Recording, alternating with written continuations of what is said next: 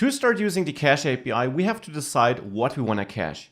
Now, attached to this video, you'll find an updated version of our course project. Let me quickly walk you through what I changed and what we need to change. Now, obviously, you can already see that this card here in the middle is new. Now, it's some semi-dynamic content. Later in the course, we will make this fully dynamic, and you will even have a chance of adding your own content.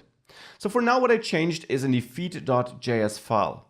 I added this create card method where I just create a couple of HTML elements and assign some classes using classes from that material design light styling package I use in this course.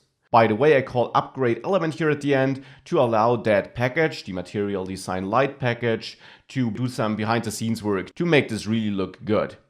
So this is what create card does here. I added this function and I added this fetch call. Now here I don't fetch any actual data I use.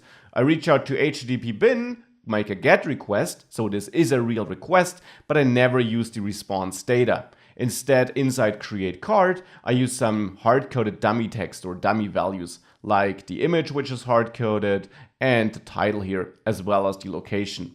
As I said, later in the course, we will replace this with some content which is really fetched from a server. For now, this will do though. The key thing is, this is content which will not work if we have no internet connection. Now, there are a couple of other things I want to do together with you. For one, let's get rid of all these log messages here. All these log messages whenever we're fetching something. So in the serviceworker.js file, make sure to remove that log statement.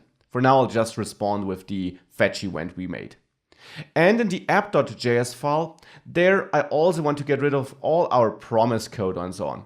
It was nice having it, and I'll still leave the code here to include the polyfill, but I don't want to use all that dummy code down there where we create a promise and send a fetch request. So I will remove all of that to clean up the app.js file.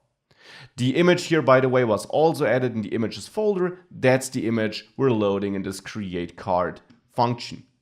With that, if I save this, make sure that under network in your developer tabs, the cache is disabled and make sure that your development server is running. With that, you can reload. Of course, we still get the logs, but if you go to application, we can activate the new service worker by skipping waiting. And now if we reload, we should see no more fetch logs. So this is the state of the application I want to work with. And now with that, let's think about what about this component we actually want to cache.